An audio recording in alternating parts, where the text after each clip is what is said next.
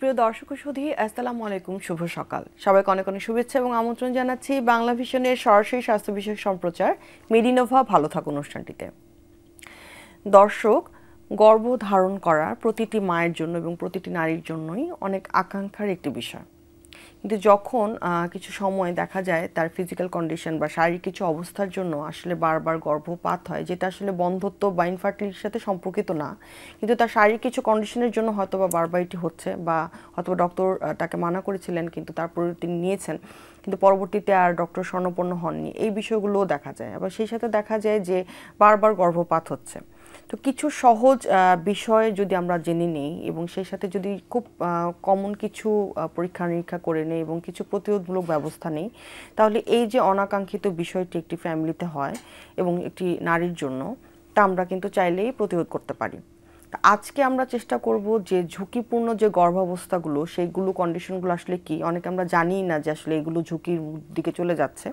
Family মেম্বাররা wait করেন, হয়তো বা ডক্টরের সিরিয়াল পাচ্ছেন না অথবা যাচ্ছেন না, তো ওই জায়গাতে একটা নারী এবং শিশুর জন্য কিন্তু লাইফ রিস্ক হয়ে যায়। তো সেই জায়গাগুলো যদি আমরা জেনে নিই যে আসলে কোন কোন জায়গা মানে বিষয়গুলোতে এই ঝুঁকিপূর্ণ অবস্থাটা তৈরি হচ্ছে এবং কি কি পরীক্ষা নিরীক্ষা করে আমরা আগেই ওই ডায়াগনোসিস করতে পারি যে এই প্রেগনেন্সিটা ঝুঁকিপূর্ণ, তাহলে কিন্তু পুরো প্রেগনেন্সির সময়টাতে তাকে আমরা পুরোপুরি কেয়ার করে একটা সুস্থ সন্তান জন্ম দিতে পারি।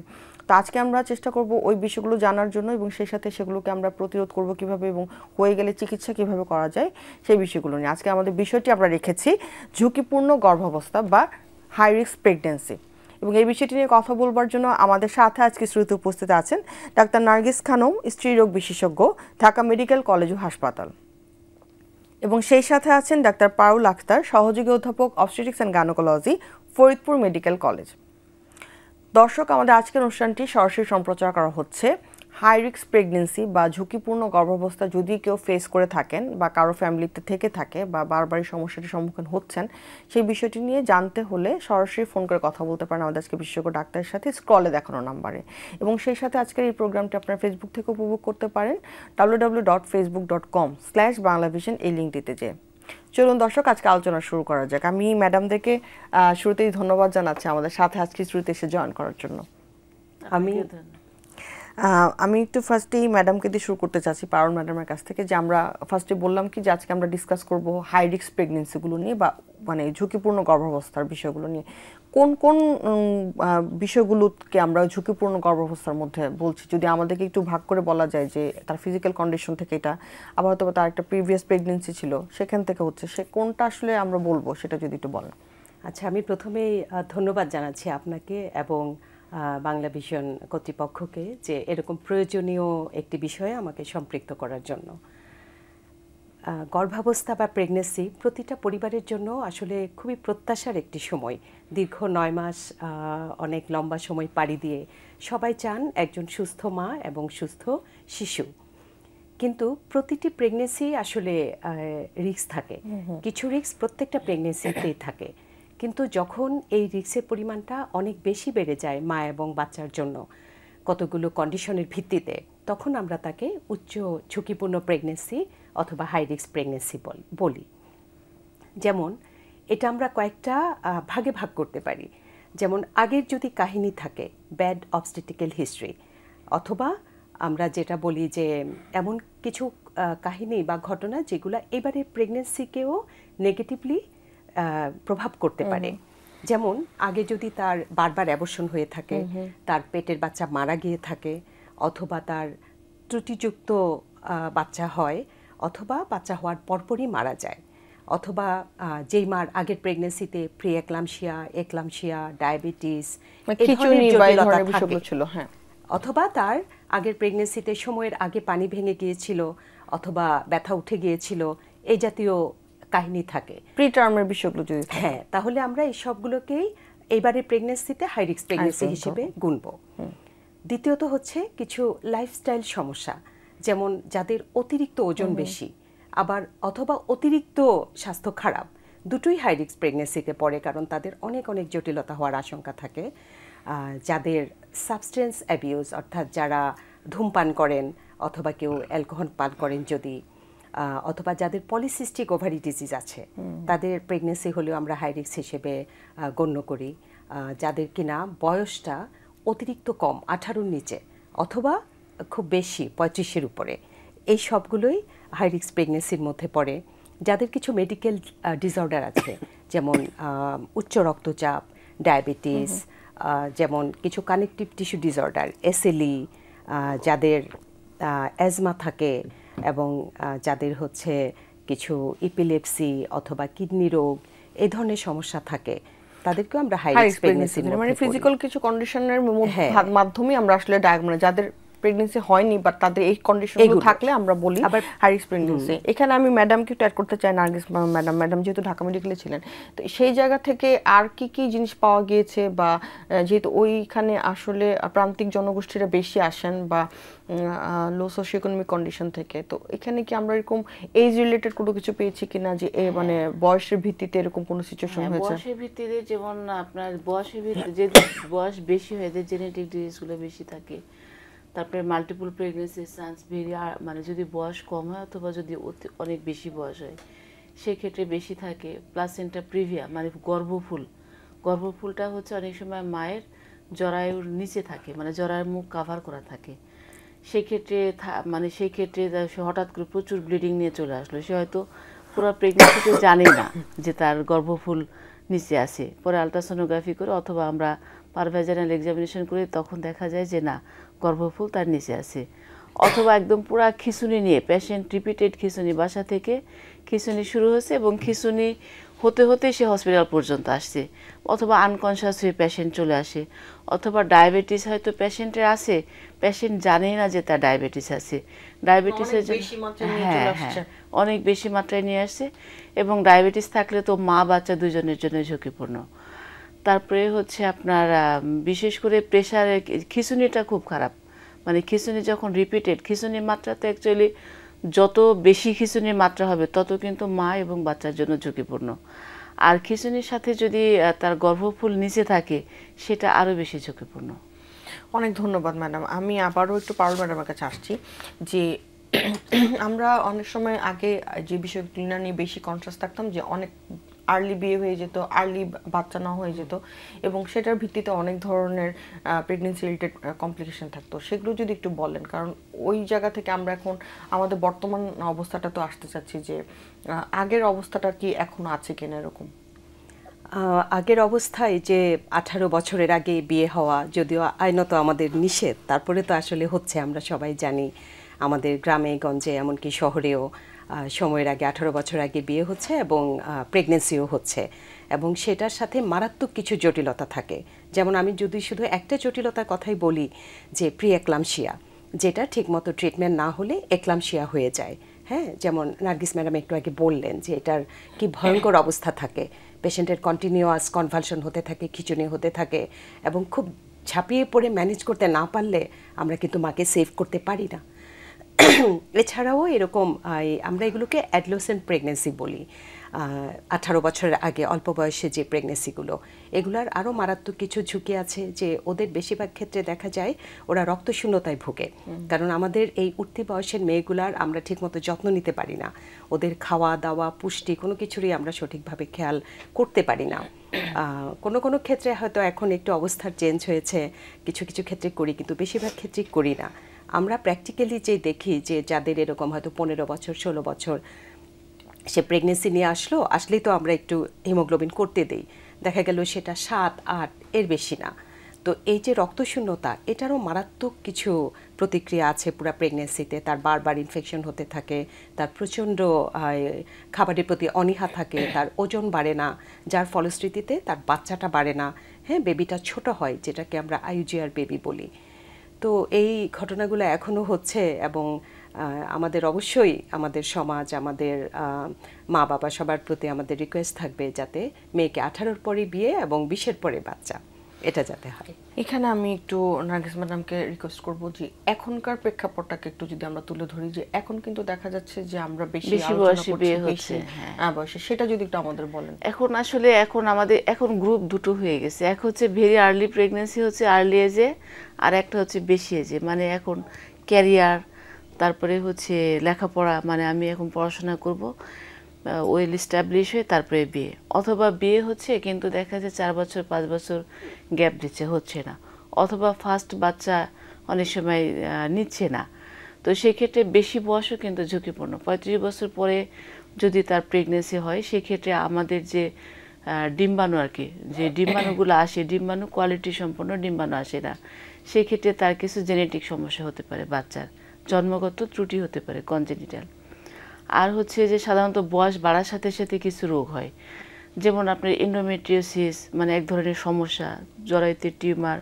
তার প্রেশারটা আগে থেকেই, তার যদি ফ্যামিলি হিস্ট্রি থাকে, সে দেখা যাচ্ছে 35 বছর পরে যদি সে কনসিভ করা ট্রাই করে, হয়তো আগে থেকে সে প্রি এক্সিস্টিং তার প্রেশার আছে, অথবা সে আগে থেকেই ডায়াবেটিস নিয়ে হয়ে গেছে অলরেডি, যার জন্য এখন তো আসলে ট্রেন্ড চেঞ্জের সাথে সাথে কিন্তু আমরা সবসময় বলি যে 35 বছর আগে কিন্তু ফার্স্ট বেবিটা অলওয়েজ বেস্ট, কিন্তু 35 বছর পরে গেলে এই সমস্যাগুলো তার, অথবা হার্টের যদি হয়তো তার হার্ট ডিজিজ যদি থাকে মায়ের, তাহলেও কিন্তু এটা ঝুঁকিপূর্ণ প্রেগনেন্সির মধ্যে পড়বে।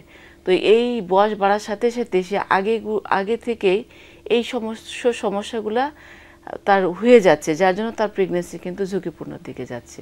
এখানে ম্যাডাম কি কিছু অ্যাড করতে চান কিনা, যে এই ধরনের পেশেন্ট যখন আসছে আমাদের কাছে, আমরা কিন্তু অনেক সময় দেখছি যে তার আগে থেকে হয়তো ফ্যামিলিগত হিস্ট্রির কারণে ডায়াবেটিস, অথবা ওয়েট বেশি থাকার কারণে পলিসিস্টিক ওভারিয়ান সিনড্রোম থাকে অনেকের। তো সেই জায়গা থেকে দেখা যায় যে তারা কিন্তু প্রেগনেন্সি ডেভেলপড অনেক সময় করে আবার আসেন, যদিও ডক্টর বলেন যে তাকে অনেক মেজারমেন্ট নিতে, কিন্তু যদি প্রেগনেন্সি ডেভেলপড হয়ে যায় কি করতে পারেন তারা আসলে?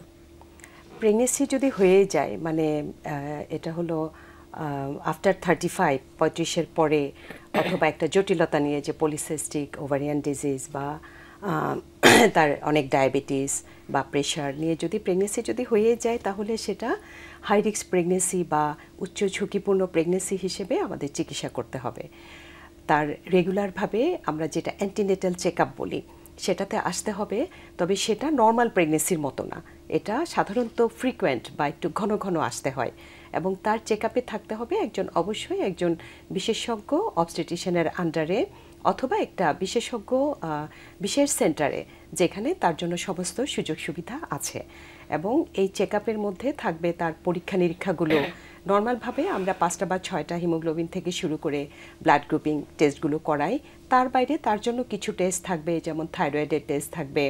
তার যদি বয়সটা 35-এ বেশি হয়, তাহলে আমরা ট্রিপল টেস্ট বলে একটা টেস্ট করি, যেটাতে যদি সন্দেহজনক আসে, তাহলে আমরা প্রয়োজনে, যে তার ডাউন্স বেবি হওয়ার একটা আশঙ্কা বেড়ে যায় 35-এর পরে, তখন আমরা এমডিও সেন্টেসিস বা এ জাতীয় ইনভেসিভ টেস্টগুলোও আমরা প্রয়োজনে করতে পারি। তবে সবে সিম্পল টেস্টগুলো হচ্ছে আলট্রাসোনোগ্রাম, যে এই বয়সে বাচ্চার বড় ধরনের কোনো সমস্যা হচ্ছে কিনা, অ্যাবনর্মালিটি হচ্ছে কিনা, এখন কয়েক ধাপে আমরা আলট্রাসোনোগ্রাম করে সেটা নির্ণয় করতে পারি। প্রথম 3 মাসের মধ্যে আমরা একটা করি, যেটাকে অ্যান্টি টেস্ট বলে। এরপরে 5 মাসের দিকে আমরা আরেকটা করি। এটাতে আমরা বাচ্চার যদি কোনো কার্ডিয়াক ডিজিজ, ডাউন সিনড্রোমের সম্ভাবনা থাকে, মানে এগুলো আমরা মোটামুটি নির্ণয় করতে পারি। আর হ্যাঁ, মোটামুটি তার হলো এভাবে প্রেগনেন্সিটা সে রেগুলার চেক আপের থেকে একদম খুব ক্লোজ মনিটরিংয়ের মধ্যে এগিয়ে নেবে, এবং তার যদি লাগে মেডিসিন বিশেষজ্ঞ, কার্ডিওলজি, তারপরে নিওনেটোলজিস্ট, অন্য ডিসিপ্লিনের ডাক্তারদেরও আমরা ইনভলভ করি, এন্ডোক্রাইনোলজিস্ট লাগে অনেক সময়, এবং এটা মাল্টি ডিসিপ্লিনারি অ্যাপ্রোচে তার ট্রিটমেন্টটা এগিয়ে যাবে, এবং একটা প্ল্যান্ড প্রেগনেন্সি হবে, প্ল্যান্ড ডেলিভারি হবে। এখানে ম্যাডাম একটু জানতে চাচ্ছি যে অনেক সময় দেখা যাচ্ছে বারবার গর্ভপাত হচ্ছে, কিন্তু কোন ধরনের তেমন কারণ পাওয়া যাচ্ছে না। আমরা অনেক সময় দেখা যায় যে অনেকে বলে যে জরায়ুর মুখ সেলাই করার বিষয়টি, এই জায়গাটা, এই সিচুয়েশনটা আসলে কেন হয়, মানে কাদের ক্ষেত্রে বেশি হয়? আচ্ছা, এটা হচ্ছে আপনার ফ্যামিলিগত কিনা বা এই ধরনের না, এটা হচ্ছে সার্ভাইকাল, যেটা ইনকম্পিটেন্সি বলা হয়। মানে আসলে তো একটা বাচ্চা, জরায়ুটা হচ্ছে একটা শেপে থাকে নিচের দিকে, কিন্তু জরায়ু দিয়ে যে বাচ্চাটা যে ডেলিভারি হয়, মুখটা কিন্তু নিচের দিকে থাকে। তা আসলে আল্লাহ তাআলার সৃষ্টি এমন যে ওই যে জরায়ুর ভিতরে যে বাচ্চাটা ধরে রাখে ডেলিভারির সময়, তারপরে যখন ডেলিভারি একটা প্রসেসে যায়, আস্তে আস্তে জরায়ুর মুখ খুলে বাচ্চাটা বের হয় যখন বাচ্চাটা টার্মে যায়। এটা হচ্ছে উপরওয়ালার একটা মানে অশেষ নিয়ামত, এবং আসলে মেকানিজম খুব ডিফিকাল্ট।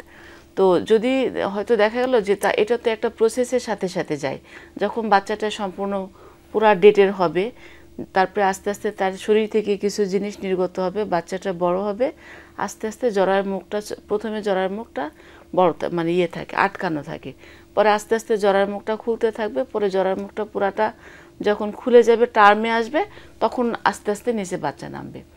তো বারবার গর্ভপাত বা জরায়ু যে মুখটা লুজ হয়ে যাওয়া, এটা হলো এক ধরনের সমস্যা। সাধারণত এটা জন্মগতভাবে কারো কারো থাকে, আবার কারো কারো কিছু সিচুয়েশনের জন্য হয়, যেমন তার আগে হয়তো তার এমআর অ্যাবর্শন হয়েছে, অথবা মানে তা, কিন্তু ম্যাক্সিমামে জন্মগতভাবে সাধারণত থাকে। তো এটা হয় কি, যখন বাচ্চা, এটা মিড টার্ম অ্যাবর্শন বলা হয়। সাধারণত বাচ্চারা যখন একটু ভারী হয়, 18, 20, 24 সপ্তাহ হয়, তখন হচ্ছে জরার মুখটা খুলে যায় এবং একসাথে বাচ্চা সহ ফুল সহ সব কিছু একসাথে বের হয়ে আসে। এটাকে মিড টার্ম অ্যাবর্শন বলা হয়। যে এটা হলো জরায়ের যে ধরে রাখার ক্ষমতা, যে সার্ভিক্স বলা হয়, জরার মুখে ধরে রাখার ক্যাপাসিটিটা থাকে না। তো সাধারণত এইটা যদি হয়, আমরা দুইভাবে যদি সে একটা ক্লিয়ারলি হিস্ট্রি দিতে পারে, যেমন প্রথম প্রেগনেন্সিতে যদি তার নষ্ট হয়, সে কিন্তু ওইভাবে ডাক্তারও ওইভাবে আসলে মাথায় আসে না, বা রুগী ওইভাবে বলে না। কিন্তু প্রথম প্রেগনেন্সি যখন নষ্ট হয়ে যায়, তখন যখন আমরা হিস্ট্রি নিই, রুগীর কাছে ইতিহাস নিই, যখন সে বলে যে না, আমার 18, 16 থেকে 20, 22 সপ্তাহ সময় যখন প্রেগনেন্সি হয়েছে, তখন হঠাৎ করে আমার কোনো ব্যথা ব্যথা নাই, হঠাৎ করে পানি টানি সব কিছু সহ বাচ্চা পড়ে গেছে। তো সাধারণত আমরা এটাকেই তখন ধরে নিই যে হয়তো বা তার সার্ভিক্সের মুখ লুজ ছিল বা লুজ হয়ে গেছে, যার জন্য বাচ্চা ধরে রাখার ক্যাপাসিটিটা তার ছিল না দেখে পড়ে গেছে। একসাথে ফুল টুল ম্যাক্সিমামে সব কিছুই পড়ে যায়। তো এটা আসলে দুইভাবে, আমরা একটা হিস্ট্রি নিই, আর দ্বিতীয় আমরা যখন তার প্রেগনেন্সি আসে, তখন আমরা সার্ভাইকাল লেন্থ বলা হয়, আমরা লেন্থের একটা মাপ নিতে বলি। সোনোলজিস্টকে আমরা বলে দিই যে নর্মাল প্রেগনেন্সি প্রোফাইলের সাথে special attention to cervical length, মানে বিশেষ করে দেখতে হবে তার লেন্থটা কতটুকু আছে। তো সাধারণত একটা নির্দিষ্ট লেভেলের নিচে নেমে গেলে গাইনোকোলজিস্ট বা অবস্টেট্রিশিয়ানরা বুঝেন যে না, এই বাচ্চা আসলে সেলাই লাগবে, তখন জরার মুখটা সাধারণত সেলাই দিয়ে দেওয়া হয় একটা নির্দিষ্ট টাইমে। অনেক ধন্যবাদ। এবং সেক্ষেত্রে কি মাদেরকে ম্যাডাম যদি একটু অ্যাড করেন, যে মানে স্পেশাল কোনো মেজার নিতে হয় কিনা, বা রেস্ট নেওয়ার ব্যাপার থাকে কিনা, বা সবসময় কি তাকে ফুল কেয়ারে থাকতে হয় কিনা, এই বিষয়টা যদি একটু বলেন। কারণ অনেক সময় একটু খুব কমনলি হয় যে বারবার বাচ্চা নষ্ট হচ্ছে, এবং অনেকে বলে যে জ্বরের মুখ সেলাই করে দেওয়া হয়েছে। হ্যাঁ, সেলাই করে দেওয়ার পরে তো তাকে স্পেশাল কিছু ওষুধ দেওয়া হয়, প্রোজেস্টেরন বলি আমরা, যাতে প্রেগনেন্সিটা কন্টিনিউ হয় আর মায়ের রেস্টটা নর্মাল প্রেগনেন্সির থেকে একটু বেশি। দৌড়াদৌড়ির কাজ, যেগুলো একটু ভারী কাজ, এগুলো করবেন না। তার ডায়েট বা খাওয়া দাওয়া সঠিক মতো হতে হবে, এবং ওজন সঠিকভাবে বাড়তে হবে। তো এই টেক কেয়ারগুলো তাকে করা হয়। জার্নিটা করা যাবে না। এখানে আমরা একটু যদি একটু ম্যাডামের কাছে জানি যে ইনভেস্টিগেশনসগুলো যদি একটু বলি, যে কমন কি ধরনের ইনভেস্টিগেশনগুলো যাদের হিস্ট্রি আছে তাদেরকে আমরা দিচ্ছি, অথবা যাদের ফ্যামিলিতে হিস্ট্রি আছে, বা এল্ডারলি যারা 35-এর পর বাচ্চা নিচ্ছেন, কমন আমরা এই ঝুঁকিপূর্ণ গর্ভাবস্থাকে আইডেন্টিফাই করার জন্য নর্মাল ইসের সাথে কমন কি কি ইনভেস্টিগেশন আমরা অ্যাড করছি? আচ্ছা, আমরা এই ঝুঁকিপূর্ণ প্রেগনেন্সি ডায়াগনোসিসের জন্য আমরা সবসময় বলি যে অ্যান্টিনেটাল চেকআপে আসতে। কারণ কার ঝুঁকিপূর্ণ না, এটা আমরা আগে থেকে হয়তো সবসময় বলতে পারি না। তাইলে অ্যান্টিনেটাল চেকআপে যদি প্রথম 3 মাসের মধ্যে একবার আসেন, তাহলে কিন্তু আমরা প্রথমেই কি করি, ব্লাড প্রেশারটা মাপি। আমরা এই ইনভেস্টিগেশনগুলোতে আরেকটু আসছে, এবার আমাদের সাথে একজন দর্শক আছেন, আমরা তার ফোনটি নিচ্ছি। জি হ্যালো দর্শক, আপনার নাম বলে প্রশ্নটি করুন। হ্যালো, আসসালামু আলাইকুম। ওয়ালাইকুম আসসালাম।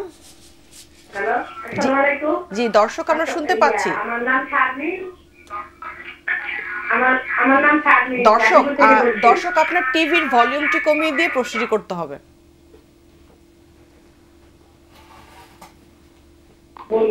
জি কমাচ্ছি। জি জি জি। আমার ওই যে মেয়ে, 15-র বেশি হবে বয়স, এখন পিরিয়ড শুরু হয় না, এই জন্য।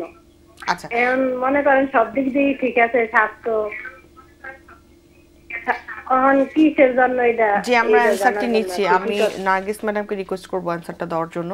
যে 15 বছর বয়স হয়ে গেছে কিন্তু তার মাসিক বা পিরিয়ড শুরু হয়নি, সেটা নিয়ে আসলে আমরা কিভাবে অ্যানসার করতে পারি? আচ্ছা, ধন্যবাদ। আসলে 15 বছর হয়ে গেছে, মাসিক হয় না, অবশ্যই এটা একটা দুশ্চিন্তার বিষয়। কিন্তু আগে আপনাকে ওর কি আসলে মানে ব্রেস্ট ডেভেলপমেন্ট হয়েছে কিনা, তার স্তন স্বাভাবিকভাবে বৃদ্ধি হয়েছে কিনা, এক। দ্বিতীয়, তার বৃদ্ধি মানে স্বাভাবিক বৃদ্ধি কেমন আছে। দ্বিতীয়ত হচ্ছে যদি সাধারণত তার স্তনের বৃদ্ধি কমপ্লিট হয় বা হচ্ছে, তাহলে আমরা 16 বছর পর্যন্ত অপেক্ষা করতে পারি। আর যদি স্তনের বৃদ্ধি তার না আসে বা তার যে স্বাভাবিক আদার্স যে গ্রোথগুলা এগুলো না আসে, তাহলে অবশ্যই আমরা ডাক্তারের শরণাপন্ন হব এবং তাকে প্রথমেই ডাক্তারের শরণাপন্ন হয়ে আগে দেখতে হবে, তাকে আগে পরীক্ষা মানে ফিজিক্যালি দেখতে হবে যে তার আসলে আদার্স হরমোনাল তার চেঞ্জগুলো এসেছে কিনা। এবং সেই সাথে আমরা প্রথমে একটা আলট্রাসোনোগ্রাফি করাই। যদি আলট্রাসোনোগ্রাফিতে তার জরায়ু এবং ডিম্বাশয় দুটোই যদি স্বাভাবিকভাবে বৃদ্ধিপ্রাপ্ত হয়, তাহলে আমরা তাকে আরও 1 বছর অপেক্ষা করতে বলতে পারি। তো আপনি অবশ্যই, যেহেতু 15 বছর এখনো মেনস্ট্রুয়েশন শুরু হয় না, আপনি অবশ্যই নিকটস্থ একটা গাইনি বিশেষজ্ঞের পরামর্শ নেবেন। জি, দর্শক অনেক ধন্যবাদ আমাদের প্রশ্নটি করার জন্য। যে ব্যাপারটাতে ম্যাডামের কাছে ছিলাম যে ইনভেস্টিগেশনসগুলোতে আমরা এক্সট্রা কিছু দেই কিনা, আর আরেকটা বিষয় এখানে ম্যাডাম থাকতে পারে যে আগের হিস্ট্রি ছিল তার বারবার গর্ভপাতে, সেক্ষেত্রে আমরা আগে থেকে কোনো ইনভেস্টিগেশন বারবার করতে বলি কিনা। আচ্ছা, যখনই আমি বলছিলাম যে অ্যান্টিনেটাল চেকআপটা খুবই গুরুত্বপূর্ণ। আমরা যদি প্রিভেনশন করতে চাই তাহলে তো আমাদের প্রি প্রেগন্যান্সি চেকআপে আসতে হবে।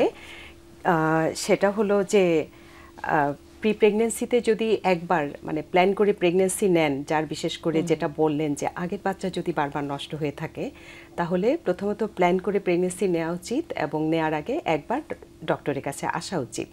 কারণ একবার আসলেই দেখা গেল ডক্টর তার প্রেশারটা মাপবেন, ও বেশি যদি উচ্চ রক্তচাপ পাওয়া যায় তাহলে তাকে ওইটা ট্রিটমেন্টের জন্য উপদেশ দিবেন, তার ওজনটা মাপবেন, সেটা যদি বেশি হলেও সেটা কমাতে বলবেন, অতিরিক্ত কম হলে সেটা বাড়াতে বলবেন, পুষ্টিবিদের কাছে পাঠাবেন।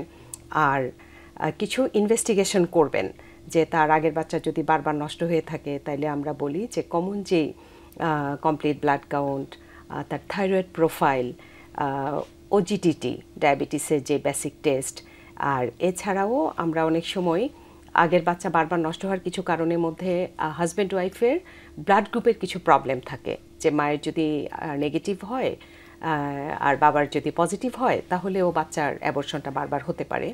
তো এই ধরনের কিছু পরীক্ষা নিরীক্ষা আমরা প্রি প্রেগনেন্সি কন্ডিশনেই করে নেই। আর হিমোগ্লোবিনটা খুবই গুরুত্বপূর্ণ।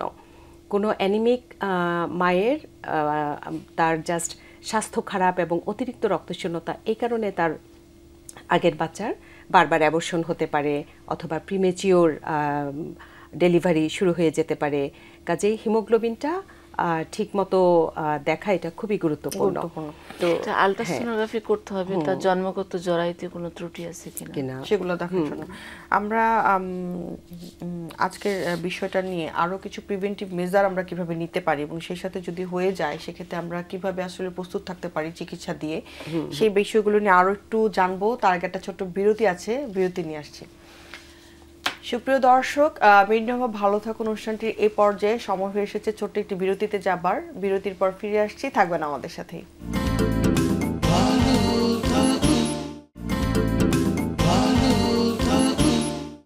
সুপ্রিয় দর্শক, বিরতি শেষে আবারও ফিরে এলাম মেডিনোভা ভালো থাকুন অনুষ্ঠানটিতে। খুব গুরুত্বপূর্ণ একটি বিষয় আজকে আমরা কথা বলছিলাম যে ঝুঁকিপূর্ণ গর্ভাবস্থা, যখন গর্ভধারণ করার পরও একটা মা তার সন্তানকে হারায়, এর থেকে আসলে কষ্টের কিছু হতে পারে না। তো সেই বিষয়গুলো যাতে না ঘটে সেগুলো নিয়ে কথা বলছিলাম।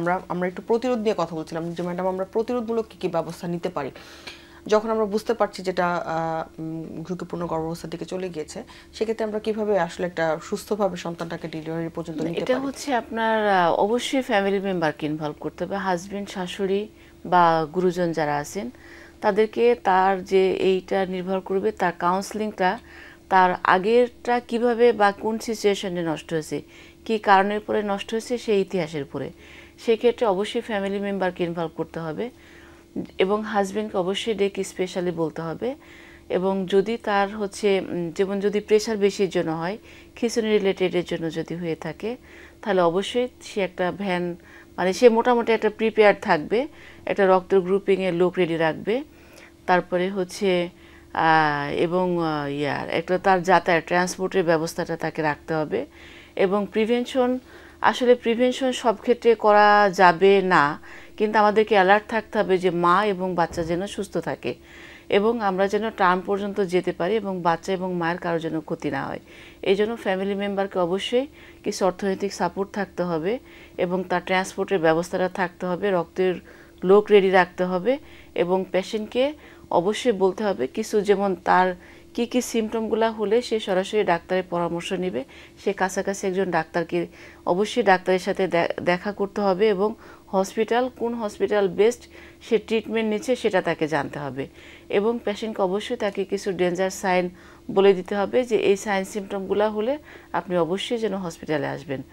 যেমন হচ্ছে যদি তার প্রেশার বেশি থাকে তাহলে অবশ্যই আমরা তাকে বলবো, যদি হঠাৎ করে সমস্ত শরীর ফুলে যায়, চোখে ঝাপসা দেখে, মাথায় যন্ত্রণা করে, বমি বমি ভাব হয় অথবা পেটে ব্যথা হয়, তারপরে যদি জ্বর, অনেক সময় দেখা যায় হাই ফিভারের জন্য বাচ্চার সমস্যা হতে পারে, সেই ক্ষেত্রে যদি অতিরিক্ত জ্বর আসে, তারপরে যদি থাইরয়েড, অন্যান্য যেমন ডায়াবেটিস যদি হয়, তাকে সেলফ মনিটরিং শেখাতে হবে যে আপনি কিভাবে ডায়াবেটিসটা নিজে নিজে চেক করবেন এবং কোন পর্যায়ে হলে অবশ্যই আপনি ডাক্তারের পরামর্শ নেবেন যাতে আপনার এবং আপনার বাচ্চার ক্ষতির সম্ভাবনা কম থাকে।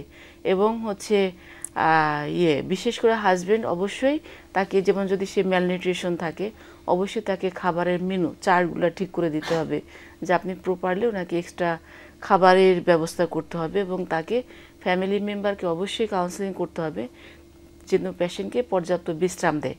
আসলে বিশ্রাম নিলে বাচ্চার সার্কুলেশন ভালো পায়, বাচ্চার বৃদ্ধি ভালো আসে। এই বিষয়গুলো ফ্যামিলি মেম্বারকে অবশ্যই বুঝিয়ে বলতে হবে। এখানে ম্যাডাম আমরা ফার্স্টে যে কারণগুলোর মধ্যে একটা কারণ বলছিলাম যে আসলে দেখা যায় খুব আর্লিতে হচ্ছে যাদের বিয়ে এবং খুব লেট করে যারা বেবি নিচ্ছে তাদের ক্ষেত্রে আসলে হাই এক্সপেরিয়েন্সগুলোর মানে উপাত্তটা আসলে দেখা যাচ্ছে বেশি। সেই ক্ষেত্রে যদি কারো এরকম হয়, আমাদের দেশের প্রেক্ষাপট সেগুলোকে রিমুভ করতে পারি না, বাট তা কীভাবে মেজারমেন্টগুলো নিতে পারে, যাদের খুব আর্লিতে বিয়ে হচ্ছে তারা আসলে কিভাবে মেজারমেন্ট নিবে, আর যাদের দেরি করে বাচ্চা নিচ্ছে তাদের ক্ষেত্রে আসলে কি করা যেতে পারে? যারা খুব আর্লি, যদি আমি প্রতিরোধের কথাটা একটু বলতে চাই, যে আমরা ওইটা আলাপ করতেছিলাম যে প্রতিরোধটা আমরা কিভাবে করতে পারি, এবং আমি বলেছিলাম যে প্রি প্রেগনেন্সি একবার চেক আপ করা। তো এটা বিশেষ করে যাদের ম্যাডাম নার্গিস ম্যাডাম যেটা বলতেছিলেন যে এই যে খুব সিরিয়াস কন্ডিশনগুলো, প্রি এক্লামশিয়া, অনেক ডায়াবেটিস, আমাদের এত ব্যবস্থাপনা করতে হয়, তারপরেও আমরা মা বাচ্চাকে পরিপূর্ণ সেভ করতে পারি না। এগুলো কিন্তু আসলে একটু সহজভাবেই কিন্তু প্রতিরোধ করা যায়। যাদের আগে থেকে প্রেশার আছে, ডায়াবেটিস আছে, অথবা যাদের আগের প্রেগনেন্সিগুলোতে বাচ্চার এরকম ক্ষতি হয়েছে, পেটে মারা গিয়েছে বা হয়েই মারা গিয়েছে, আগের প্রি এক্লামশিয়া ডায়াবেটিস ছিল, তারা কিন্তু জাস্ট একবার চেক আপে আসলেই উনি যদি আগে থেকে কোনো প্রেশারের ওষুধ পান, এটা নিরাপদ কিনা দেখতে হয়, এটা ডোজ ঠিক করে দিতে হয়, যদি অনিরাপদ হয় তাহলে এটা চেঞ্জ করে নিতে পারে। ডোজগুলো ঠিক করতে হয়, ডায়াবেটিসেরও ঠিক করতে হবে, এবং ডায়াবেটিসের কিছু স্পেশাল বিষয় আছে, যেমন ডায়াবেটিস যদি আগে থেকে ঔষধে কন্ট্রোল হয় তাহলে এটা ইনসুলিনে সাধারণত কনভার্ট করে দেন। আমরা সাধারণত এন্ডোক্রাইনোলজিস্টের সাহায্য নেই এবং মোটামুটি 3 মাস আগে থেকে ট্রিটমেন্ট শুরু করতে হয়। 1 মাস খুব ভালোভাবে কন্ট্রোল থাকলে তিনি বাচ্চা নিতে পারবেন, এবং সেটা যদি না করেন, আনকন্ট্রোল অবস্থায় প্রেগনেন্সি নিলে তার বাচ্চার জন্মগত ত্রুটি হতে পারে, যেটা অনেক ভয়ঙ্কর একটা ব্যাপার একটা পরিবারের জন্য। আরেকটা হচ্ছে যে এখানে আমরা ডাক্তাররা সাধারণত যদি আমরা প্রেগনেন্সির আগে কাউকে পাই, ফলিক অ্যাসিড দিয়ে দিই 2-3 মাসের জন্য, এবং এই ফলিক অ্যাসিড সিম্পল একটা সস্তা ঔষধ, কিন্তু এটা কিন্তু বাচ্চার জন্মগত ত্রুটি যেমন অ্যানানকেফালি, অসম্পূর্ণ বাচ্চা, এগুলো কিন্তু প্রতিরোধ করে। তো এই যে একবার আসা, একবার দেখানো, এটা খুবই গুরুত্বপূর্ণ প্রতিরোধের জন্য। আর বয়সের ব্যাপারটা যেটা বলছিলেন, যে যদি প্রেগনেন্সি হয়ে যায় তো অবশ্যই সেটা হাই রিস্ক প্রেগনেন্সি, 18-র আগে অথবা 35-এর পরে। তাইলে এখানে আমাদের ওই যে ফ্রিকোয়েন্ট ফলো আপ করতে হবে। এখানে পরীক্ষা নিরীক্ষাগুলো আমরা সাধারণত সবগুলো একবার করি, আর হিমোগ্লোবিন আর ইউরিনটা 3 ট্রাইমেস্টারে 3 বার করি, কিন্তু এখানে তাদের স্পেশাল কিছু টেস্ট করা লাগে, যেটা 18-র আগে যে প্রেগনেন্সি সেটা কিন্তু নর্মাল প্রেগনেন্সির থেকে প্রি এক্লামশিয়া হওয়ার অনেক বেশি ঝুঁকি থাকে। আরেকটা হলো যে এদের মোলার প্রেগনেন্সি হওয়ার ঝুঁকি থাকে, প্রেগনেন্সি হতে গিয়ে এক ধরনের টিউমার হয়ে যাওয়া। তো এই জায়গা থেকে আমরা আবারও আসবো, একজন দর্শক আছেন আমাদের সাথে, তার ফোনটি নিচ্ছি। জি হ্যালো দর্শক, আপনার নাম বলে প্রশ্নটি করুন। আসসালামু আলাইকুম। ওয়ালাইকুম আসসালাম দর্শক, আমরা শুনতে পাচ্ছি। আমি বনশ্রী থেকে বলছি। জি, আমার প্রশ্ন ডাক্তার পারুল আক্তারের কাছে। জি, প্রশ্নটা হলো এই প্রেগন্যান্সি পিরিয়ড যে পূর্ণ সময়টা, মানে একজন নারী এই সময়টায় এই 10 মাস সময়কালে কয় মাস বা কখন থেকে কখন পর্যন্ত স্বাভাবিক ব্যায়াম যেটা তিনি চালাচ্ছিলেন সেটা চালাতে পারবেন? আচ্ছা, থ্যাংক ইউ। অনেকে হয়তো এক্সারসাইজ করে রেগুলার বেসিসে, তো যারা যদি প্রেগনেন্সি ডেভেলপ করে ওনার হয়তো প্রশ্নটা এটা ছিল যে কতদিন পর্যন্ত উনি মানে এই ধরনের ব্যায়াম করতে পারবেন বা কি মাত্রায় করতে পারবেন, সংক্ষেপে যদি একটু বলেন। আচ্ছা, প্রশ্নের জন্য অনেক ধন্যবাদ দর্শককে। প্রশ্নটি এটা হলো যে কেউ যদি আগে থেকে নর্মাল যে আমরা এক্সারসাইজগুলো করি, আমরা সাধারণত এক্সারসাইজগুলো একটু হেভি এক্সারসাইজ হয়, যেমন আমরা ওয়াকিং বলি, যে আমরা যে পলিসিস্টিক ওভারি ডিজিজের যেই গার্লগুলোকে আমরা এক্সারসাইজ করতে বলি, আমরা কিন্তু বলি যে প্রতি মিনিটে 115 থেকে 20টা স্টেপ হবে, মানে দ্রুত হাঁটা। তো প্রেগনেন্সির মধ্যে আসলে এই এক্সারসাইজগুলো করা যাবে না। এগুলো প্রথম 3 মাস আমরা সব ধরনের এক্সারসাইজই বন্ধ রাখতে বলি। নর্মাল যে বাসার কাজ কর্ম, হাঁটা চলা এগুলো চলতে পারে, কিন্তু হেকটিক কাজগুলো, জার্নি, ব্যায়াম এগুলো বন্ধ রাখতে হবে। 4 মাস থেকে সে হালকা ব্যায়ামগুলো করতে পারবে, যে একটু ব্রিক্স ওয়াকিং, হ্যাঁ, যে খাবার পরে, প্রতিবার খাবার পরে আমরা বলি 10-15 মিনিট রেস্ট নিয়ে পরবর্তী 15-20 মিনিট সে একটু হাঁটাহাঁটি করবে। আর বাসার কাজগুলো, ভারী কাজ বাদে বাকি সবগুলো কাজ করতে পারবে। কেউ যদি অফিস করেন, অফিসে আসা যাওয়া করতে পারবে, অনেক দূরের এবং খুব খারাপ রাস্তায় যদি জার্নি না হয়। আর কিছু স্পেশাল কিছু ইয়োগা ব্যায়াম আছে যেগুলো আমরা এখন বলি, এরকম 4 মাস থেকে কন্টিনিউ করতে পারবেন ডেলিভারি পর্যন্ত। এটা মেয়েদের পেলভিসকে রিল্যাক্স করে, যাতে নর্মাল ডেলিভারিটা হতে সহযোগিতা হয়, বাচ্চা যাতে নর্মাল পজিশনে আসে। অতিরিক্ত মাত্রায় আসলে কোনো কিছু না, করা যাবে না। আগের এক্সারসাইজগুলো যেমন অনেকে সাইক্লিং করে, অনেকে সুইমিং করে, এগুলো বাদ দিতে হবে এবং হেকটিক এক্সারসাইজগুলো বাদ দিতে হবে। আমরা যেহেতু একদমই শেষ পর্যায়ে আজকে অনেকগুলো বিষয় আমরা তুলে ধরেছি, তো আমি নার্গিস ম্যাডামকে রিকোয়েস্ট করব যে আমাদের আজকের প্রোগ্রামটি নিয়ে যদি সার্বিক কোনো পরামর্শ থাকে দর্শকদের উদ্দেশ্যে। সার্বিক পরামর্শ হচ্ছে আপনাদের যদি বারবার প্রেগনেন্সি লস হয় অথবা ঝুঁকিপূর্ণ প্রেগনেন্সি হয়, অবশ্যই ডক্টরের পরামর্শ নিতে হবে। ডক্টরের পরামর্শ নিয়ে তার প্রাথমিক একটা চেক আপ করে কোন সমস্যাটা কোথায়, সমস্যা আগে নির্ণয় করে যদি সম্ভব হয় যতটুকু সম্ভব সমাধান করে কন্ট্রোলে নিয়ে তারপরে বাচ্চা নিতে হবে। যদি বয়স কম হয়, যদি বিয়ে আসলে 18 বছরের আগে বিয়ে না হয় ভালো, যদি বিয়ে হয়ে যায় বাচ্চাটা অবশ্যই 18 বছরের পরে নেবেন। এবং যদি বয়স 35-এর উপরে হয় তাহলে দেরি করা উচিত না, বিয়ের পরপর যত দ্রুত সম্ভব বাচ্চা নিয়ে নেবেন। এবং কোনো সমস্যা হলে অবশ্যই নিকটস্থ ডাক্তারের পরামর্শ নিতে হবে। আমি একটা লাইন যোগ করতে চাই, যে এই যে বয়সের কথাটা, যে 35-এর পরে বাচ্চা তো আসলে নেওয়ার কথা না, মেয়েদের 20 থেকে 25-এর মধ্যে নেওয়া উচিত। আমরা এখন ক্যারিয়ার করতে গিয়ে দেরি করে ফেলি। ক্যারিয়ার, চাকরি এগুলোর প্রয়োজন আছে, কিন্তু সুন্দর একটা সংসারেরও জীবনে অনেক প্রয়োজন। এজন্য সব কিছুকে সমানভাবে গুরুত্ব দিতে হবে এবং 25-এর আগে বেবিটা নিয়ে নিতে হবে। কারণ দেখা যায় যে ওই প্রেগনেন্সিতে আসলে ওই বাচ্চাটার যে সিচুয়েশনটা পরবর্তীতে খারাপ হয়, সেটা আসলে ডিল করাটা কিন্তু মা বাবা দুজনের জন্যই অনেক ধরনের প্রবলেমে পড়তে হয়। আর ম্যাডামের কাছে একটু জানার বিষয় আছে যে অনেক সময় দেখা যায় কি যে অনেকে বিয়ে করেছেন, বিয়ের করার পরে পরবর্তীতে দেখা যাচ্ছে যে বাচ্চা নিতে চাচ্ছেন কিন্তু হচ্ছে না, তো সেই ক্ষেত্রে কি তারা কোনো মেজারমেন্ট নিয়ে আগে নিতে পারেন কিনা? 35-এর দেখা যায় 30-র পরে বাচ্চা নিতে গেলে অনেক সময় প্রবলেম হয়, সেই ক্ষেত্রে কি আসলে সরাসরি বাচ্চা নেওয়ার জন্য ডক্টরের শরণাপন্ন হওয়া উচিত কিনা? না, অবশ্যই এটা খুবই গুরুত্বপূর্ণ একটা বিষয় আমরা ইদানিং পাচ্ছি। যেমন হাজব্যান্ড ওয়াইফ দুজনেই চাকরি করছেন, ওয়াইফের হয়তো বা যখন বিয়ে হয়েছে 28 বছর, তার 6-7 বছর পর আমাদের কাছে এসছেন, যখন তার 35-এর কাছাকাছি, যে আমরা নর্মালভাবে চাচ্ছিলাম, হচ্ছিল না, কিন্তু দুজনেই ব্যস্ত, আমরা আর ডাক্তারের কাছে যাই নাই। কিন্তু এটা আসলে মানে ঠিক নয়। এটা যখন তারা নিজেরা 1 বছর দেখবে বাচ্চা হলো না, অলরেডি তার 28 থেকে 29 বছর হয়ে গেল, অবশ্যই ডাক্তারের শরণাপন্ন নেবে, প্রয়োজনে ইনফার্টিলিটি বিশেষজ্ঞ দেখাবেন এবং মোটামুটি চেষ্টা থাকতে হবে যে 30-32-এর আগেই যাতে তার প্রথম প্রেগনেন্সিটা হয়ে যায়। এবং হওয়ার পরেও এটা 30-এর পরে ফার্স্ট প্রেগনেন্সি, এটাও কিন্তু একটা হাই রিস্ক প্রেগনেন্সি, আমরা এল্ডারলি প্রাইমি বলি। এবং এখানে তাকে রেগুলার চেক আপে থাকতে হবে। যেটা বলছিলাম যে চাকরিও চলবে, কিন্তু এই প্রেগনেন্সির যত্নও চলবে সমানভাবে, যাতে প্রেগনেন্সিটা ক্ষতিগ্রস্ত না হয়। ওকে। আর এখানে ম্যাডাম আরেকটা জিনিস যদি একটু অ্যাড করেন, যে দেখা গেলো যে অনেক আর্লি প্রি টার্ম হয়ে গেল বাচ্চাটা, সেই বাচ্চাটাকে আসলে কি আমরা ওই হসপিটালে রেখে ম্যানেজ করতে পারি কিনা, বা সেই বাচ্চাটাকে কেয়ার করার জন্য কি আমরা আগে থেকে এনআইসিইউ বা নিউনেটাল ইউনিটের ব্যবস্থা করতে পারি? আচ্ছা, প্রিটার্ম বলা হয় যখন 37 সপ্তাহ আগেই যদি কোনো কারণে বাচ্চা ডেলিভারি ব্যথা উঠে যায়, সেটাকে প্রিটার্ম বলা হয়। টার্ম হচ্ছে 37 থেকে 40। তো অবশ্যই সেই বাচ্চাগুলো আসলে দেখতে হবে। প্রিটার্ম কয়েকটা ভাগে ভাগ করা হয়।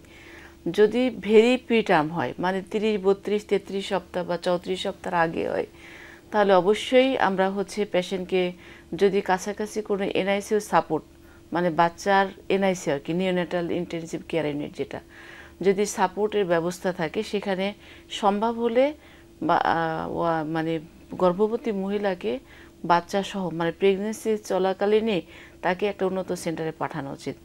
34 থেকে 37 সপ্তাহের মধ্যে তার পানির কন্ডিশন কি, যদি একদম, বা সে তো লেবারে চলে গেলে, আসলে লেবার প্রসেসটা এমন একটা প্রসেস, যদি লেবার পেন উঠে যায়, সেটা কিন্তু বন্ধ করাটা ডিফিকাল্ট, বন্ধ করা সম্ভব না। তো সেক্ষেত্রে লেবার পেন সাধারণত 34 সপ্তাহ পরে যদি উঠে, 34 থেকে 37 সপ্তাহ পরে মধ্যে যদি হয়, নর্মালি যদি ডেলিভারি হয়, তাহলে নর্মাল ডেলিভারিতে কিছু জিনিস হচ্ছে নর্মালি সিক্রেশন হয়, যার জন্য বাচ্চার লাংস ম্যাচুরিটি হয়ে যায়। তবুও পেশেন্ট পার্টিকে অবশ্যই কাউন্সেলিং করতে হবে, যে প্রয়োজন হলে বাচ্চাকে যদি এনআইসিইউ সাপোর্ট লাগলে মানে লাগার সম্ভাবনা আছে, চান্স আছে। কিন্তু 34 সপ্তাহ আগে হলে অবশ্যই যেখানে এনআইসিইউ সাপোর্ট আছে সেখানে ট্রান্সফার করা উচিত, বা সেখানে ডেলিভারিটা করানো উচিত। অনেক ধন্যবাদ ম্যাডাম। আমরা যেহেতু আমি আর একটা কথা নিয়ে একটু বলতে চাই, যেটা আমাদের আলোচনায় সেভাবে আসে নাই, কিন্তু অনেক হাই রিস্ক প্রেগনেন্সি, সেটা হলো প্লাসেন্টা প্রিভিয়া। ফুল যদি নিচে থাকে, ফুল নর্মালি উপরে থাকে, এটা যদি নিচে থাকে, সাথে তার আগের একটা বা দুইটা সিজারিয়ান সেকশনের হিস্ট্রি থাকে। আমি দর্শকদের উদ্দেশ্যে বাংলা বিষয় থেকে এটাই বলতে চাই যে আলট্রাসোনোতে যদি আসে লো লাইং প্লাসেন্টা বা প্লাসেন্টা প্রিভিয়া এবং তার আগের একটা বা দুইটা সিজার থাকে, তাহলে অবশ্যই উনি এটা সর্বোচ্চ গুরুত্ব দেবেন। কমপক্ষে 8-10 জন রক্তের লোক রেডি করে রাখবেন, যে কোনো টাইমে লাগতে পারে, এবং প্রথম থেকে রেগুলার চেক আপে থাকবেন। কারণ এটা সিজারের সময়টা এমন একটা হেকটিক অপারেশন যে সর্বোচ্চ ব্যবস্থা নেওয়ার পরেও এবং সবচেয়ে এক্সপার্ট সার্জন গাইনোকোলজিস্ট করার পরেও মায়ের লাইফ রিস্ক থাকে, জরায় ফেলে দেওয়া লাগতে পারে। এবং এটা এমন একটা জায়গায় পেশেন্টকে শিফট করতে হবে যেখানে আইসিইউ আছে, খুবই এক্সপার্ট অ্যানেস্থেসিস্ট আছে, এক্সপার্ট অ্যাসিস্ট্যান্ট আছে, ব্লাড ব্যাংক আছে, এবং রাউন্ড দ্য ক্লক 24 ঘন্টা সব কিছু খোলা থাকে। আর একটা জিনিস হলো যে একটা সিজারিয়ান সেকশনের, মানে আমরা এটা প্র্যাকটিক্যালি পাই যে 2টা সিজার হলো 6 মাস পরে আবার প্রেগনেন্স হয়ে আসছে। এগুলোতে এই যে প্লাসেন্টা প্রিভিয়া বা প্লাসেন্টা ফুলটা গেঁথে যায় জরায়ুতে, প্লাসেন্টা অ্যাক্রিটা বলি আমরা, এগুলোর চান্সটা অনেক বেড়ে যায়। এই জন্য একটা বা দুইটা সিজারের পরে যদি বেবি নিতে হয়, একটা গ্যাপ দিয়ে নিতে হবে, ডক্টরের পরামর্শ নিয়ে নিতে হবে। আর প্লাসেন্টা প্রিভিয়া যদি আসে, সেটার জন্য সর্বোচ্চ সতর্কতা নিতে হবে। ম্যাডাম, অনেক ধন্যবাদ আমাদেরকে আজকে আপনাদের মূল্যবান সময় দেওয়ার জন্য এবং আপনাদের মূল্যবান বক্তব্য আমাদের সাথে আজকে শেয়ার করার জন্য। আপনাকেও ধন্যবাদ। ধন্যবাদ দর্শকদের। সুপ্রিয় দর্শক, মেডিনোভা ভালো থাকুন অনুষ্ঠানটিতে আজকে আমরা কথা বলেছিলাম হাই রিস্ক প্রেগনেন্সি বা উচ্চ ঝুঁকিপূর্ণ গর্ভাবস্থা বা ঝুঁকিপূর্ণ গর্ভাবস্থার বিষয়গুলো নিয়ে। আশা করি যারা দেখেছেন দর্শক আমাদের সাথে অনেকগুলো বিষয় জানতে পেরেছেন এবং সেভাবেই মেজারমেন্ট নেবেন আপনার ফ্যামিলি সদস্য এবং আপনার বাসায় যিনি গর্ভবতী নারী আছেন তার প্রতি। যারা দেখতে পারেনি তারা লিঙ্কটিতে আবার জয়েন করে প্রোগ্রামটি দেখতে পারবেন। আবারও দেখা হবে আগামী পর্বে। ততদিন পর্যন্ত অপেক্ষায় থাকুন, সুস্থ থাকুন এবং অবশ্যই ভালো থাকুন।